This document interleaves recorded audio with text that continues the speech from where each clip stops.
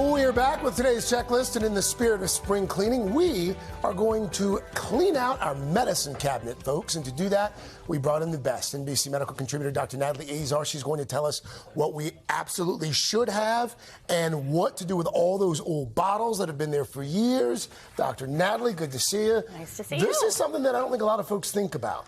But let's just start with, how often should we even be doing it? How often should we go into that medicine cabinet and start chucking stuff? To do our spring cleaning? Yeah. Well, the FDA says that we should do it twice a year.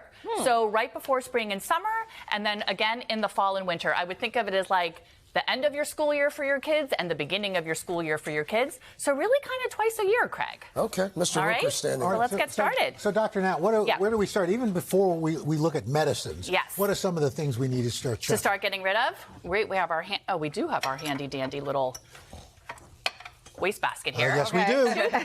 Toothbrushes every 3 months. There you go. Contact cases. Yes. Every 3 months. Right. Easy enough to remember.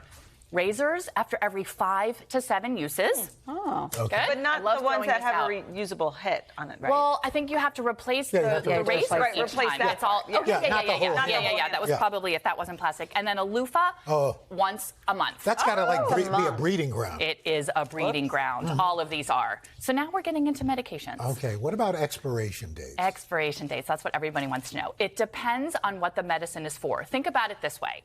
Anything that's prescription, anything that's liquid, or anything that is life-saving, think like EpiPens or nitroglycerin, get rid of it by the expiration date. Okay. But let's say you have a splitting headache. I found some Advil. And you got some Advil, you have some acetaminophen, and it's a little bit expired. Is that dangerous? No, it's not dangerous if it's past its expiration date. It just might not work as well. So its efficacy might be reduced. Exactly. And the reason that I say watch out with prescription drugs is let's say that you'd use an antibiotic that is past its expiration date, or let's say you're on a blood thinner and it's past its expiration date. We don't want that because we want that to be at its full potency.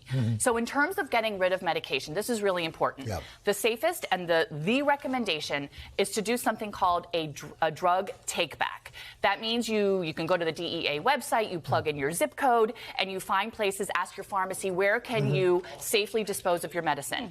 The next thing you're going to do is you're going to go to the FDA website, and you're going to go, they have something called a flush list, because believe it or not, you can actually flush, and they want you to flush certain medications down the toilet, like opioids, because we really don't want people who shouldn't get their hands on them to get their hands on them.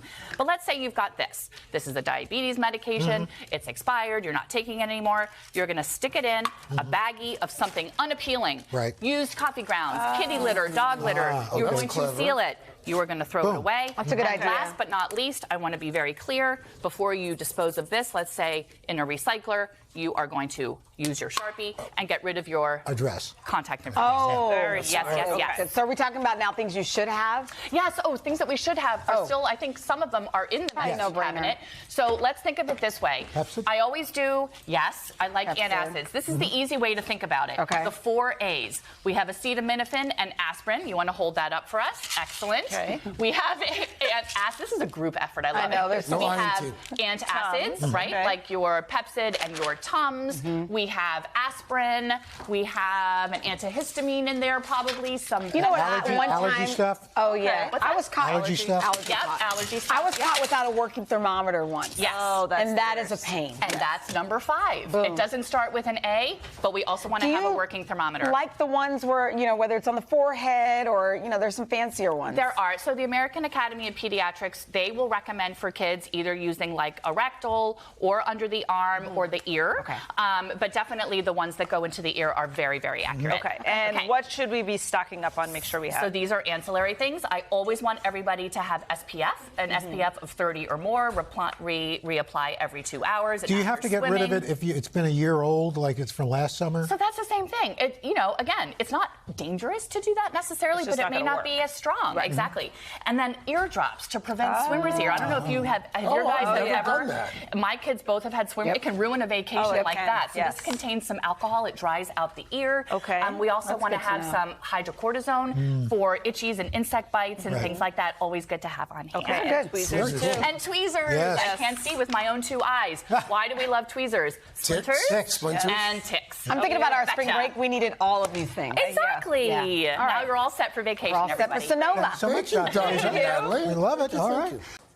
Hey, thanks for watching. Don't miss the Today Show every weekday at 11 a.m. Eastern, 8 Pacific on our streaming channel, Today All Day.